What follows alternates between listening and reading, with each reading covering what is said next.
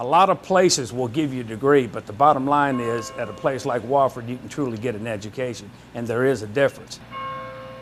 Wofford exists to produce young men and women who will go out into the world and make a mark on the world for good. But they liberate, shall we say, large... We care more about our students as individuals instead of just looking at them as people who need to have knowledge put into their heads and then check that off. And so we're stepping back a little bit from stuffing more content in to helping students actually be able to use that content in richer ways. But that's the biggest one. I jump up and down and dance in my classes, you know, because it's very important for me to get this enthusiasm across to them. And so that kind of opened up the world to me. I got challenged in the classroom, certainly got challenged on a football field, and that allowed me to kind of dream big.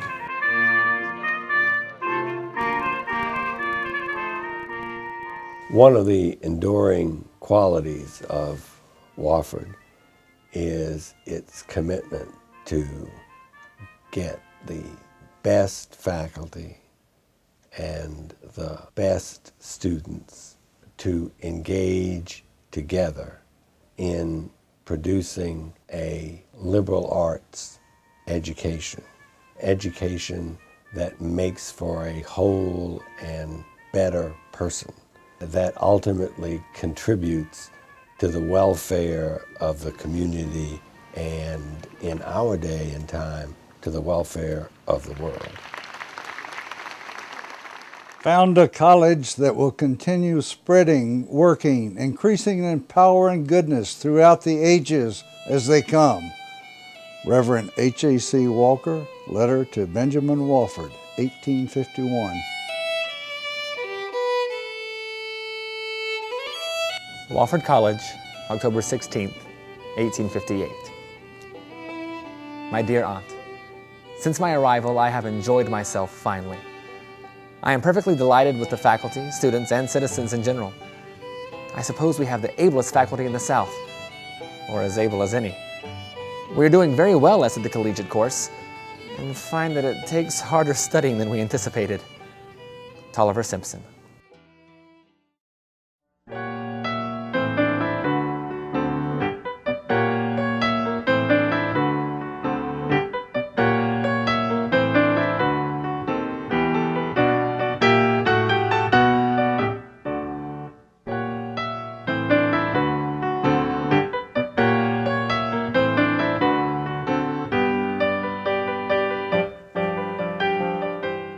The student ought to be educated, not simply or chiefly because he intends to become a farmer, lawyer, or statesman, but because he's a human being with inlets of joy, with possibilities of effort and action that no trade or calling can satisfy or exhaust.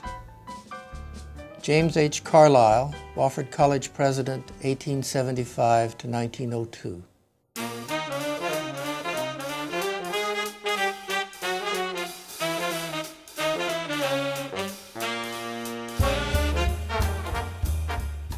In choosing a college, I might ask myself such questions as these. Is the intellectual and moral atmosphere of the institution sound? Are its scholarly standards high and genuine? What about its faculty? Are there among them a few really great teachers, men and women with commanding and inspiring personalities? What sort of boys and girls attend this institution? I would try to find out if they are the serious kind who are seeking the best, and enough of them seeking it to give a stimulating tone to the whole institution. Henry Nelson Snyder, Wofford College President, 1902 to 1942.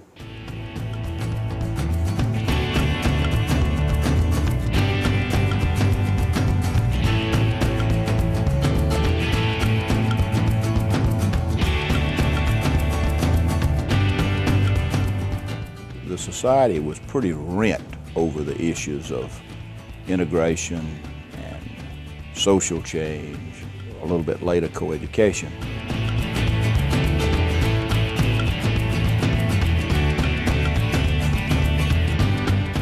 I don't want to lead anybody to think that there wasn't lots of animosity that was created, but it was always contained, and the college was able to maintain its sort of traditions of openness and a dedication to problem solving as opposed to beating its chest.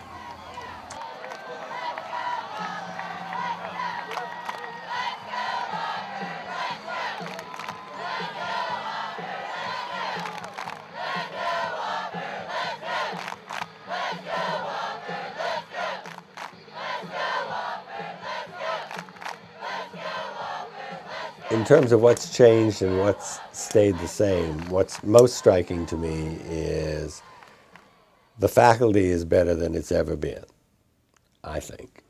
It's larger than it's ever been.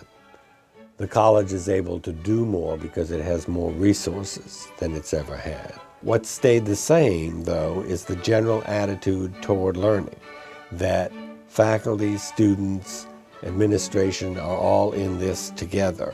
I love teaching my students, I love learning with them, I love co-teaching and learning from my colleagues while I'm learning with my students. I think there's a very exciting atmosphere of constant learning on this campus that's very stimulating. In learning communities, for example, a science professor and a humanities professor teach together the same group of students, engaging particular questions both from the point of view of the sciences and from the point of view of the humanities, so that students learn not to be compartmentalized, but to be able to see wholes. Hopefully as a liberal arts graduate, that they are going to be able to apply what they learn in their religion courses, their philosophy courses, their history courses, their English courses, to be a better scientist, but also a better citizen. So if you're willing to put sweat equity into your project, you know, there's a lot of encouragement to do things. The novel experience. Success Initiative. Community of Scholars. Study abroad. Creative writing. Learning communities. Student research. Service learning. Wofford let us grow. They let us burst with energy and enthusiasm and get wonderful new labs and play with technology, and they supported us because we wanted to do it. And that's one of the great things about Wofford. I would like to produce a student who's flexible, but has a solid core, not just of information, but of experience. So they're going to be engaged. They're also going to have experiences outside of the classroom that I think solidify the Wofford experience.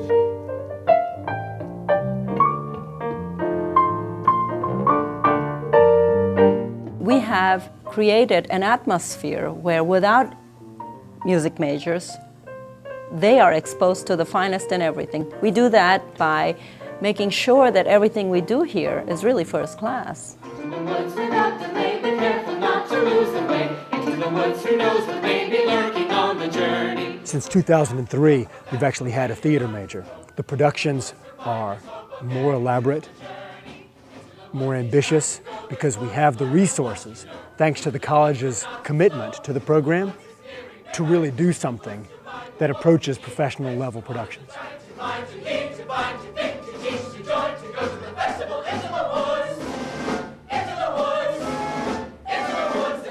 And I feel like at Wofford, sky's the limit.